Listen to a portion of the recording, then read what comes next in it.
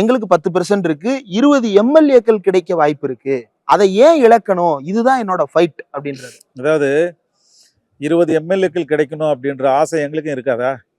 எங்களுக்கு 20 இல்ல 30, 40, 50 எம்எல்ஏ கிடைக்கணுன்ற ஆசை கூட எங்களுக்கு இருக்குது. இந்த தமிழ்நாட்டை ஆள வேண்டும் என்கின்ற ஆசையும் எங்களுக்கு இருக்கு.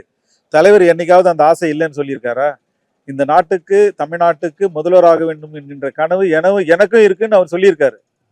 ஆனா கள யதார்த்தத்தை நாங்க பார்க்க வேண்டியது இருக்குது. அதே நேரத்துல தமிழ்நாட்டு மக்கள் மீது தொடுக்கப்பட்டு இருக்கின்ற பண்பாட்டு போரை எதிர்கொள்ள வேண்டிய முன்னணி படையா இன்றைக்கு விடுதலை சிறுத்தைகள் இருக்கு. தலைவர் திருமா அவர்கள் வந்து என்ன சொல்றாரு? சனாதன சக்திகள் தமிழ்நாட்டை ஊடுருவக்கூடாது என்பதற்காகத்தான் திமுகவோடு கொள்கை கூட்டணி வச்சிருக்கிறோம் அப்படின்னு சொல்றாரு. பதவிதான் முக்கியம் அப்படின்னா திமுகவே எங்களுக்கு தேவையில்லை, அதிமுகவும் எங்களுக்கு தேவையில்லை. தலைவர் இன்றைக்கு பாஜகவை ஆதரிக்கிறேன் என்று ஒரு வார்த்தை சொல்லிவிட்டால் தலைவர் இன்னைக்கு சென்ட்ரல்ல கேபினெட் மினிஸ்டர், நாளைக்கே பொறுப்பு அறிவிப்பாங்க. அதுக்கு வந்து அவங்க பலமுறை பேசியும் இருக்கிறாங்க. அதெல்லாம் தன்னுடைய இடது கையால தூக்கி அடிச்சாரு தலைவர். பதவி மட்டும் இல்லை, கோடிக்கணக்கான பணங்களும் பேரம் பேசப்பட்டது. அதையெல்லாம் எப்படி தூக்கி அடிச்சாரு?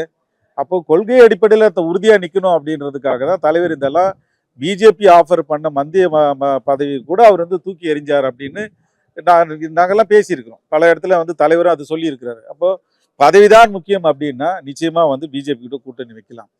ஆனா இப்போ திமுகவுடைய மந்திரி சபையில வந்து கூட்டணியில் நாங்கள் இருக்கணும் அப்படின்னா அதுக்கு வந்து தேவை இருந்தால் பிஜேபி அரசாங்கம் மத்தியில வந்து ஒரு மைனாரிட்டி அரசாங்கமா இருக்குது, அதனால எங்களுடைய ஆதரவு தேவைப்படலாம்.